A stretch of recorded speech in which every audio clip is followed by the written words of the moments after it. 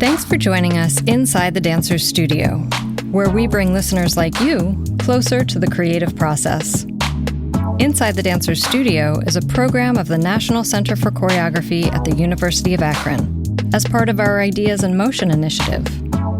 This episode was recorded in the presence of a virtual audience in the spring of 2021. Today, we join Christy Bolingbroke, our Executive Artistic Director, in conversation with Twin Cities-based dancer, choreographer, and educator, Paula Mann. Mann moved to the Twin Cities in 1987, has created 50 new works, and is co-artistic director of Time Track Productions with visual artist Steve Paul. She has been a driving force in contemporary dance and performance based out of Minneapolis for the past 30 years, challenging, educating, and engaging artists, audiences, and communities with passion, inventiveness, and rigor. She was full-time faculty at the University of Minnesota Department of Theater and Dance from 1993 to 2013, and is a 2019 McKnight Choreographer Fellow. To start, would love to hear about a critical decision that led you on this life in choreography, because you had been on your way to art school at Cooper Union. I'd love to hear more about, how did you become a choreographer?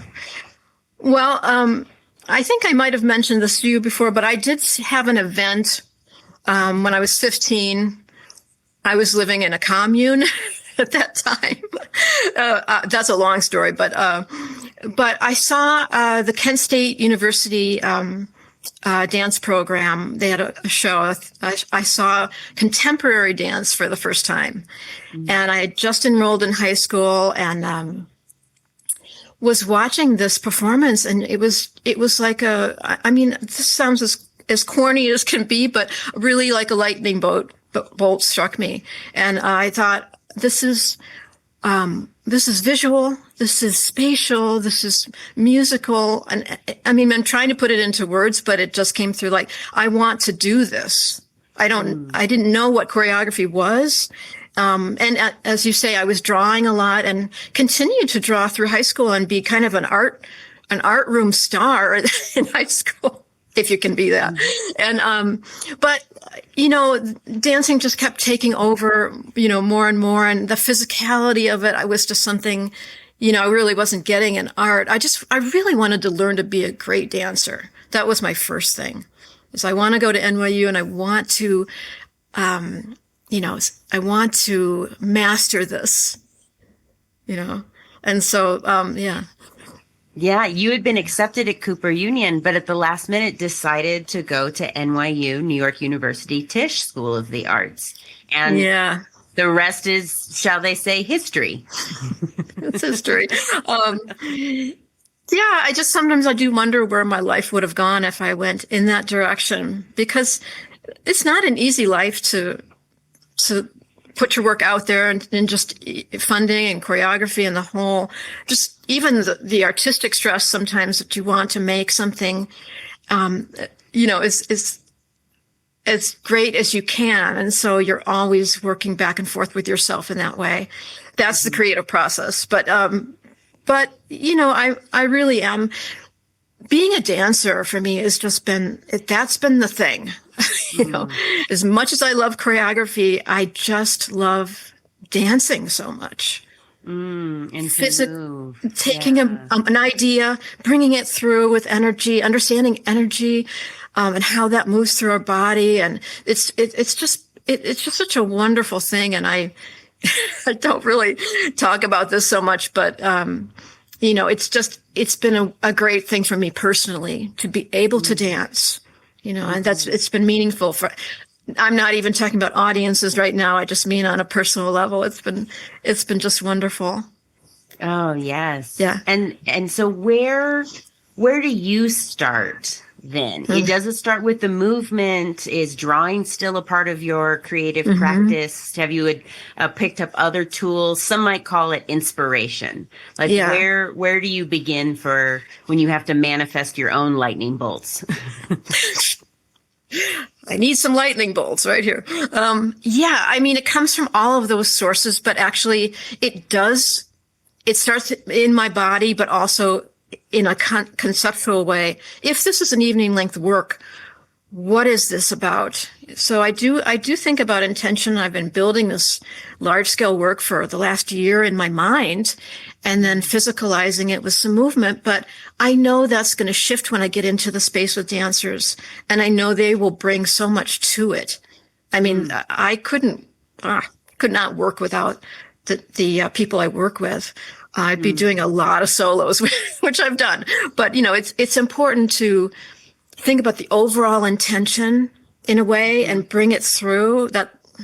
I'm trying to think of a better word for that, but, to physicalize that intention in some way, especially if it's a large scale idea. Yeah. Well, and with that in mind, so what do you look for in dancers or collaborators?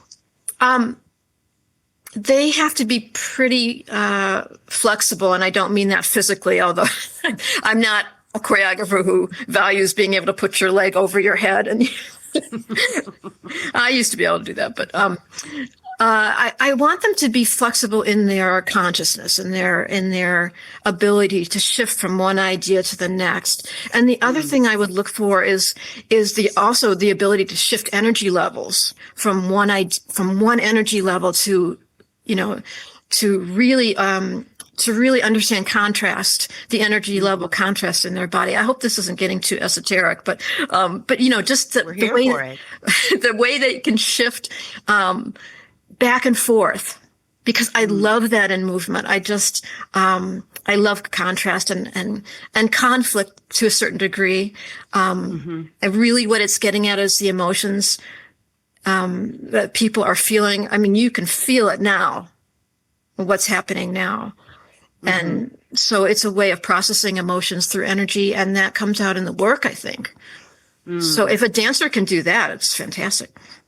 Even so much of your language is movement oriented. Just this idea of embodying, like dance is where it just has always been at for you. And this idea of shifting weight, or what you call energy, like it's prevalent throughout your answers. And I just wanted to reflect that back. Thank you so much. And also I just real quick want to invite our listeners. We welcome you to share any questions you have in the chat. I'm happy to incorporate them along the way. You're invited to disrupt our score. But otherwise, I will continue to have this dialogue with Paula too. So thank you for being here, and please feel free to chime in.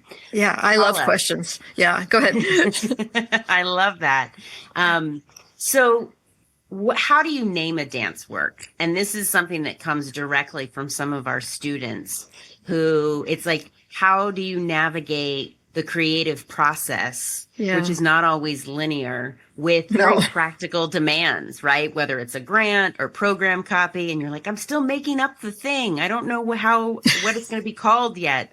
How do you approach that problem? Maybe you should call it the thing I just made. Yeah, this is the thing. This is the thing I just overthink made. it. Yeah, this is the thing I just made. Well, honestly, I've had some crazy titles, and some of it has come from what the work is about. I had one piece that was called "The Train Wreck is Proceeding Nicely." And I guess it could be for any period of time in history, really. There's always kind of been a train wreck, but it really seems apt today. But it was, it was loosely based on some things that were happening in 2005 politically, and just also going backward into the 50s, kind of the stress of McCarthyism. And sometimes I do make a title that people would kind of be startled at a bit, but I do want them to have that image in their mind to see the title. I've done plenty of titles that didn't make sense. And, I had no, one time I had a piece I didn't know what to title yet, and we had to have a showing, and I called it, Plastic Lemon Spicy Fish. And it sounds like a grocery list. I love it. Exactly. Yeah. 1, 2. And eventually became Rules of the Crowd. Because it really was about the consciousness of a people, of humans. So, Yeah. I love that too, like that it eventually became something else. Yes. So this idea that a title can seem so finite, right? Just like with choosing what you're going to do with the rest of your life, it's somehow being a finite idea. Yeah. That it has room to ebb and flow and evolve. Yeah, it's not linear. No, not at all. And I appreciate too that you reflecting on our world's lived experience, your own lived experience, taking a series of events in 2005 and reflecting on McCarthyism in the 50s and this idea. How do you do that with movement, right? Especially when you've navigated a career and sometimes our field is very overly fascinated, in my opinion, with innovation.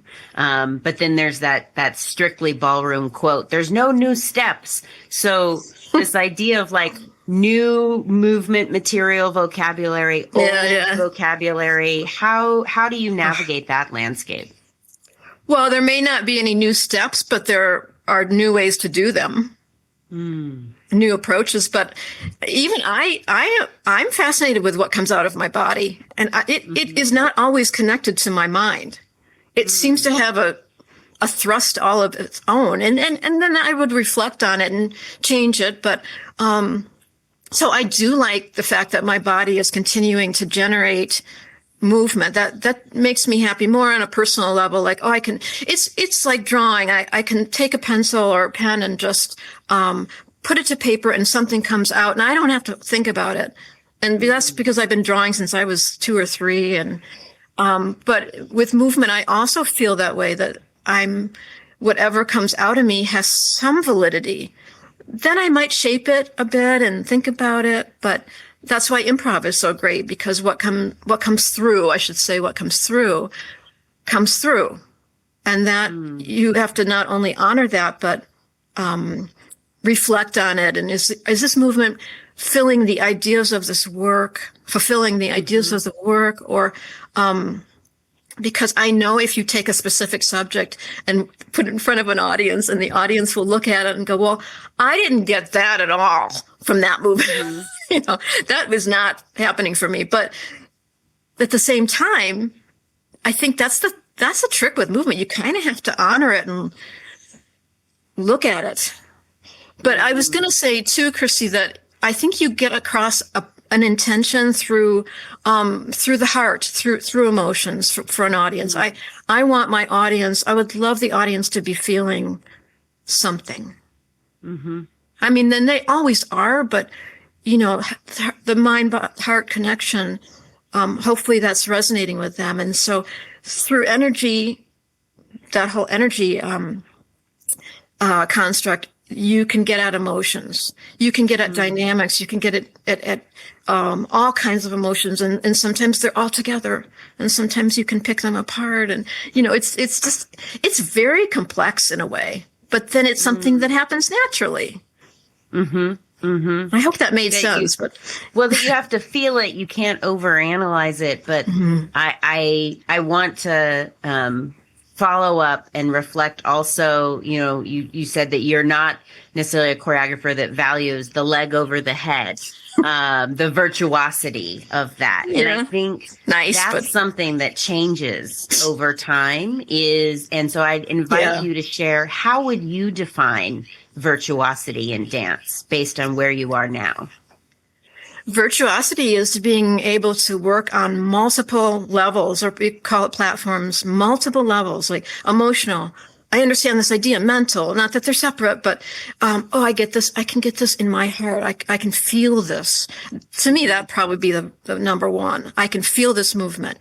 It's instinctive, but, and also somebody, it's virtuosic to be able to be present in the room.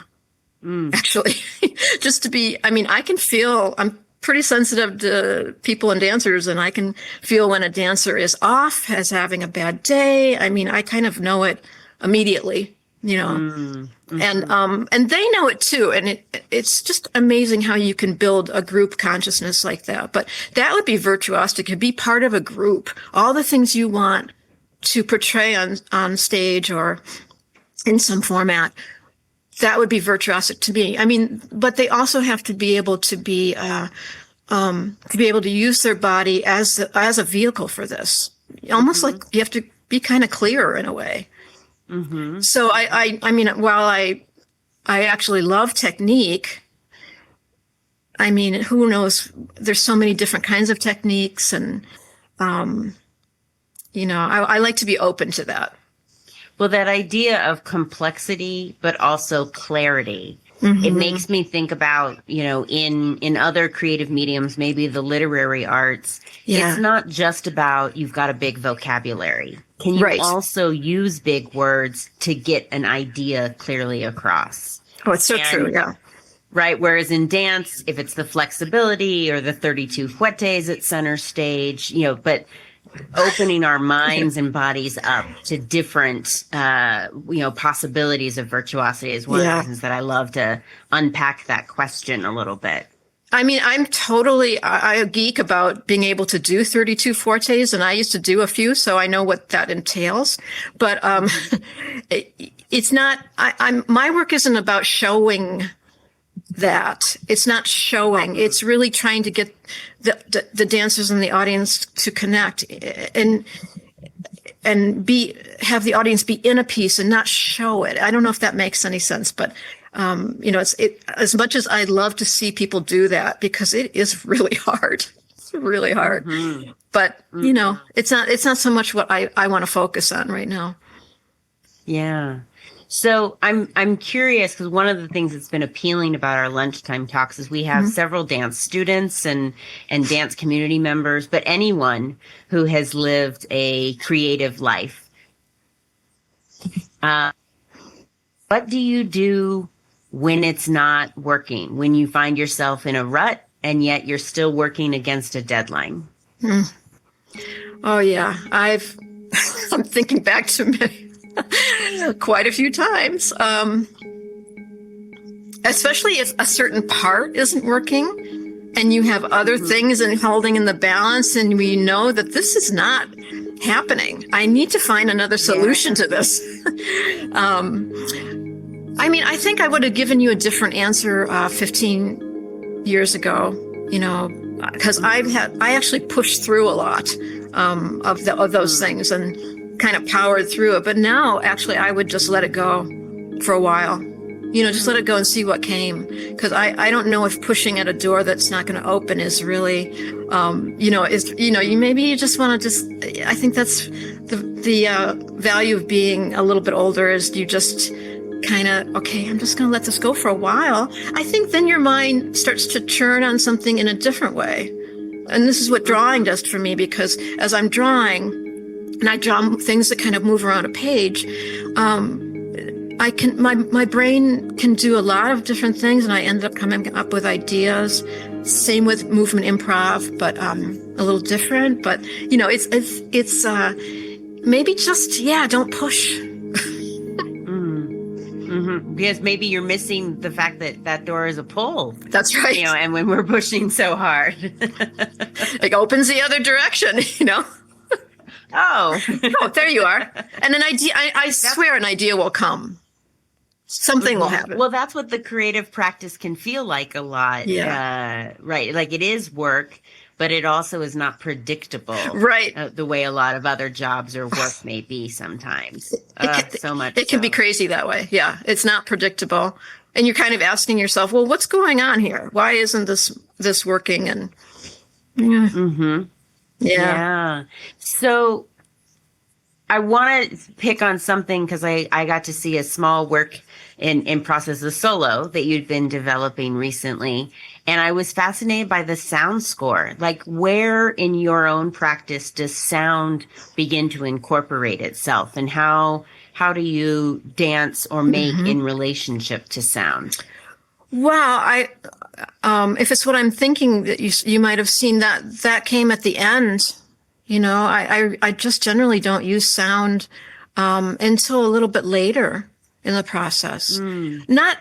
I mean, I might use something for inspiration that may not be in in the piece, itself, but because I love music, and I know that most choreographers are very sensitive to music and sound, and but I might not add it in because I want to see what the body does without that impetus. But having said that, I sometimes need it. It just depends on where I'm at. I might need it for improv, or I usually improvise in silence, but some days I need it, and some days that will bring something really positive forth. And, but I try to use composers basically so that there's another collaborator in the room and they bring something extraordinary to the work.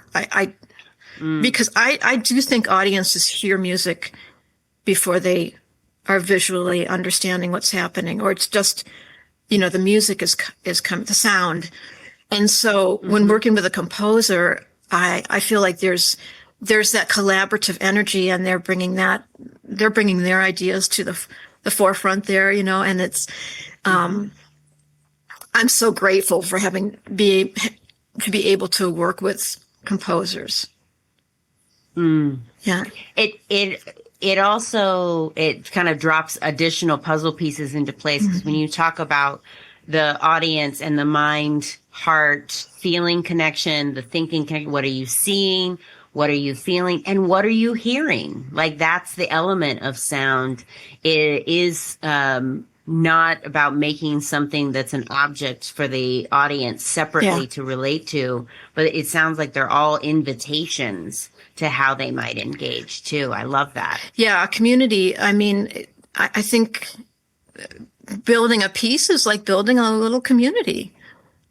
And hopefully we're doing a series of,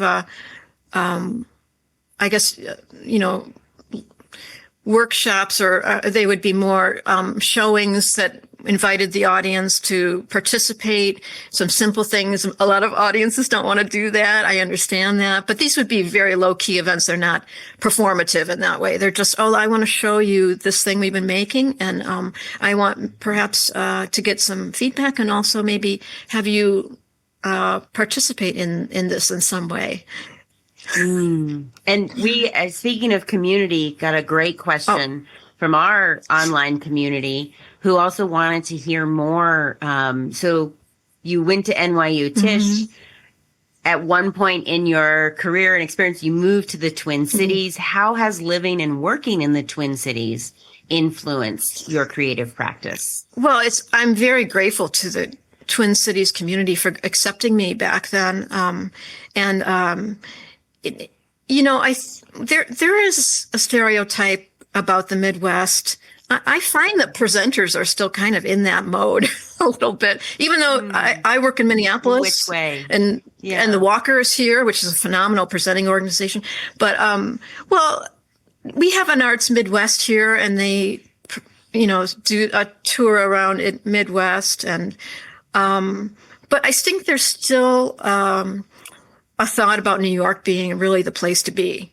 And I was there, and it might be subtle. It might be going away. I hope it is.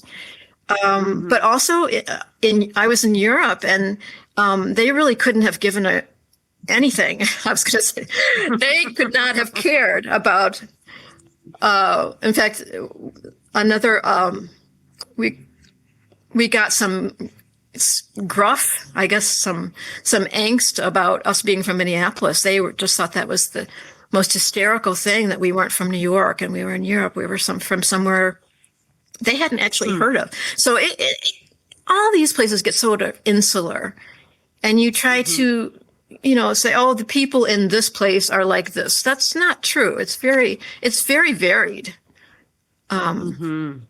Yeah. So I don't know, Christy. I mean, I think the thing is about Minneapolis when I got here, and what it's been for me so far, is that I've been able to make a lot of work. And I kind of realized in New York, I'm not going to be able to make as much here. And I also wanted to teach. At that point in my life, I thought, I think I'd love to teach also. So it became a teacher, another skill to develop. But I just didn't think I could I had this feeling that I needed to make a lot of work just to understand the form and to delve into the form, and also just for, expanding creativity. And I've been so interested in how we create and what creativity actually is. And, that still fascinates me. I still think about that all the time. And so, I hope those stereotypes about the Midwest are going away. And I had them too, coming from New York. I actually did. Mm-hmm. And it took me a while to get rid of these. But, I mean, it's very hard to make work in New York. Mm-hmm. It's financially hard. Yeah. Yeah. I mean, there's so much in that. I also found that, dropped the link to Arts Midwest, which is in itself like many states. I mean, we're highlighting Minnesota is a huge state. It would not only include immediate neighbors like Wisconsin and Illinois, it includes Ohio here. The first Arts Midwest conference that I went to had artists from Texas. Amazing. That's a big swath of the country, right? To sort of homogenize.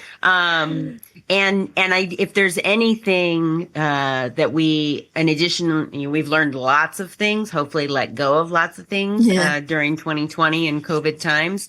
But I think the hyper-regional opportunities is something that people are starting to see more when we remove some of those infrastructures that uphold institutions on the coasts first and foremost. And it's like, oh, wait, what are the different opportunities for everything from our healthcare to the performing arts when we can't traverse as easily? What does it mean to be a global citizen, but also hyper rooted in your immediate community? Yeah. It's so true. Finding that along the way. Yeah, so true. So much. So, speaking of shifts in thinking, one of the things that NCCAkron focuses on a lot is how do we build on what we call 20th century knowledge to develop a 21st century dance ecosystem. For the advances of the internet and also the migration from having codified techniques to less and less artists developing those nowadays, I would love to hear how you might define 21st century dance practices. Well, the practice, that's a difficult question, actually. The practice is unique to each person. And that has to be, because we actually have to dig to find that practice. And that's what I've been doing for the last 40 years. I had to count there. But, just globally, I think there'll be more integration of other forms, but of other movement genres, or I guess you could say styles, but it's more like more movement thought considerations of more global movement practices, and I think more acceptance of those, because I think there was a very strange. Well, there's been a ballet paradigm, and a modern paradigm, and I think that needs to shift and open, because who has the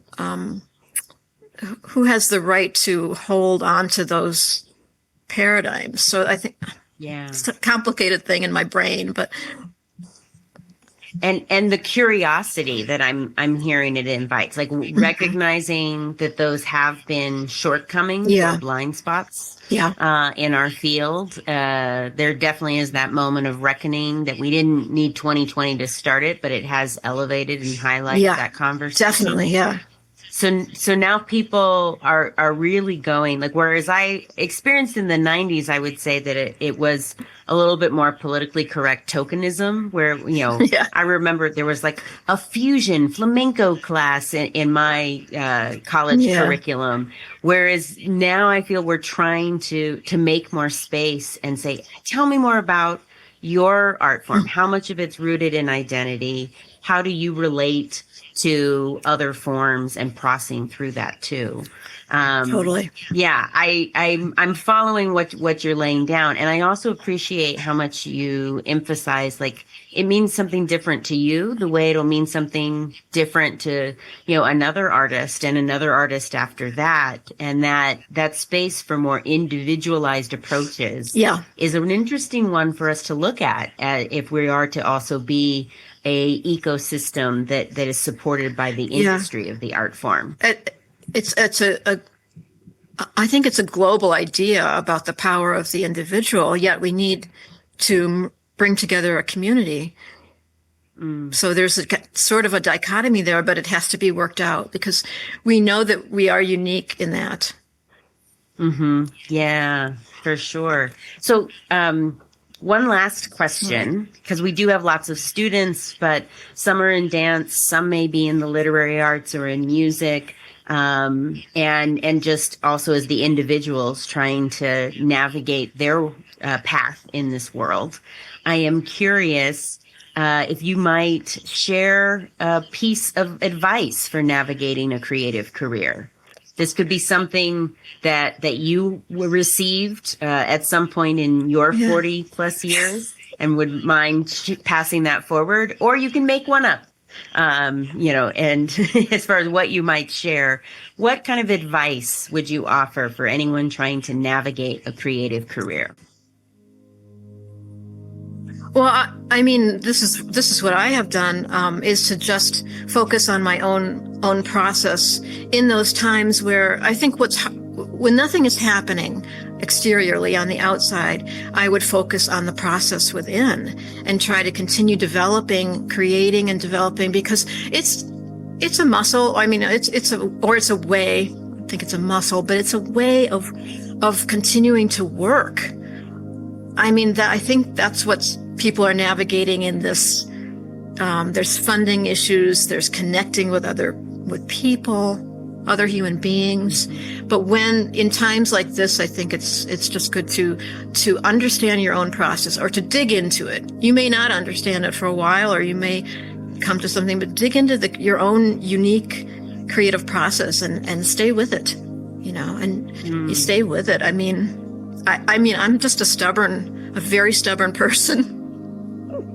And I just stick to things, but I've had terrible moments where I just wanted to give up, I wanted to stop, and I have so many stories, but then I would come out the other end and realize I actually do love to do this, and hopefully it will mean something to someone else also, an audience, a student. That's what I loved about being a teacher, is I could really actually see what how my energy was being used and understood by students. Coming through. Yeah, and that's a wonderful thing about teaching. It gives you that right away. So, that's what I would say is just, I mean, it sounds a little bit corny, but, just keep going and keep trying to understand yourself in this process. That's the journey. Stay with it. I love that. Stay with it, friends. It's going to be up and down. Much, Paula. Yeah. Yes. Yay. Absolutely. Thank you so much for joining us, for sharing your experience. Stay with it. Bye, everyone. Inside the Dancer Studio Lunchtime Talk Series is supported by NCCAkron, the University of Akron, the University of Akron Foundation, and the Mary Schiller Myers Lecture Series in the Arts. Our podcast program is produced by Jennifer Edwards. Ellis Rovin is our composer and editor. Transcription by Madeline Greenberg. Theme music by Flaco Torres. Cover art by Micah Kraus. And Julian Curett and Kat Wentz are our artist coordinators. To learn more about NCC Akron, please visit us online at nccakron.org or follow us on Instagram or Facebook at NCC Akron. We hope you enjoyed this episode, and we encourage you to subscribe on your favorite podcast streaming platform by searching Inside the Dancer Studio.